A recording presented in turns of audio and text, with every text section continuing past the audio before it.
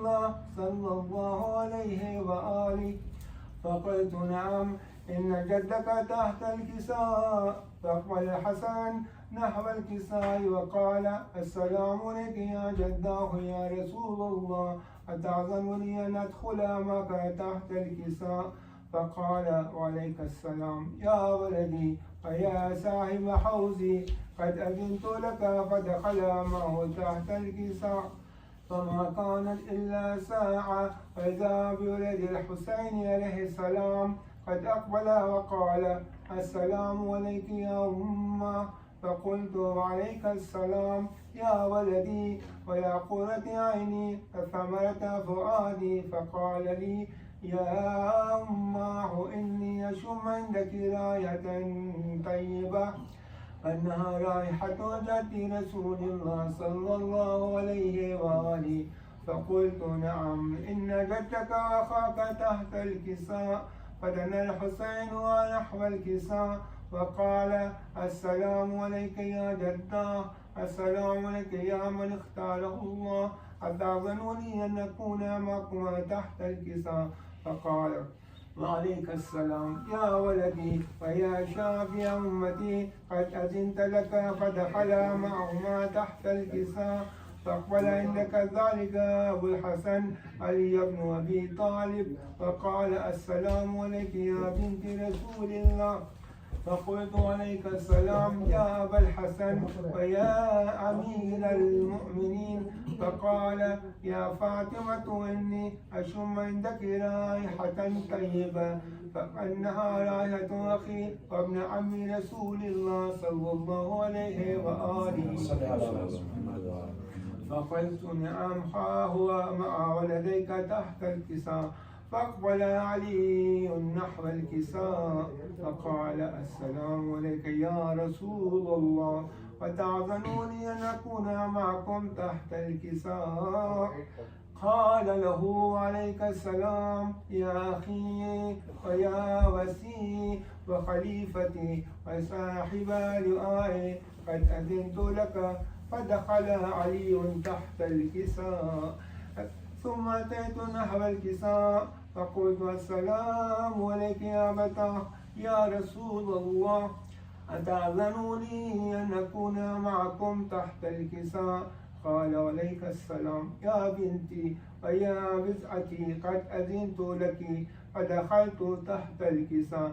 فلما اكتملنا جميعا تحت الكساء أخذ بي رسول الله بطرفي الكساء وأماءه بيد اليمنى إلى السماء وقال اللهم إن هؤلاء أهل بيتي وخاصتي وحامتي، لحمهم لحمي ودمهم دمي، يؤلمني ما يؤلمهم ويحزنني ما يحزنهم. أنا حرب لمن حاربهم وسلم لمن سالمهم وعدو لمن عاداهم ومحب لمن أحبهم. إنهم مني وأنا منهم، فاجعل صلواتك وبركاتك ورحمتك وغفرانك ورضوانك علي وعليهم، واسحب عنهم الرجس وتحفرهم تطهيرا. اللهم صل على محمد وعلى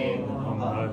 فقال الله عز وجل يا ملائكتي ويا سكان سماواتي إني ما خلقت سماء مبنية ولا أرضا مدحية ولا قمرا منيرا ولا شمسا مضيئة ولا فلكا يدور ولا بحر يحري ولا فلكا يسري إلا في محبة هؤلاء الخمسة الذين هم تحت الكساء. فقال الأمين جبرائيل يا ربي ومن تحت الكساء؟ فقال عز وجل هم أهل البيت النبوة ومعدن الرسالة، هم فاطمة وأبوها وبعلها وبنوها. فقال جبرائيل يا رب أتأذن لي أن أحبط إلى الأرض يكون معهم سادسا؟ فقال الله نعم قد أذنت لك. فعبد الأمين جبرائيل وقال: السلام عليك يا رسول الله. العلي الأعلى يقرئك السلام ويخصك بالتحية والإكرام ويقول لك: عزتي وجلالي إني ما خلقت سماء مبنية ولا أرضا مدحية ولا قمرا منيرا ولا شمسا مزيا ولا فلكا يدور ولا بحر يجري ولا فلكا يسري إلا لأجلكم ومحبتكم، وقد أذن لي أن أدخل معكم فلتأذنوا لي يا رسول الله. فقال رسول الله: عليك السلام يا أمين وحلا، فإنه نعم قد أذنت لك. فدخل جبرائيل معنا تحت الكساء فقال لأبي: إن الله قد أوحى إليكم يقول: إنما يريد الله ليصيبكم عنهم الرجس أهل البيت ويطهركم تطهيرا. اللهم صل على محمد وعلى محمد. قال علي لأبي: يا رسول الله أخبرني ما لجلوسنا هذا تحت الكساء من الفضل عند الله.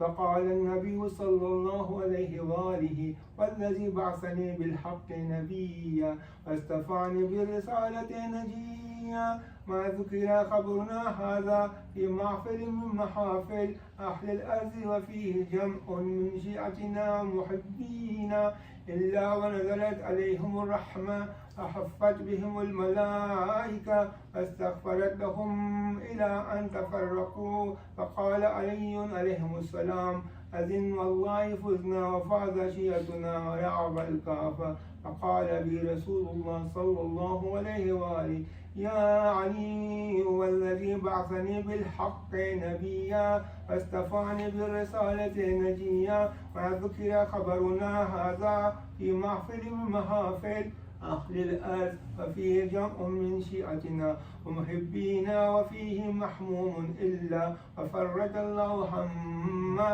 ولا مغموم إلا وكشف الله غما ولا طالب حاجة إلا وقضى الله حاجته.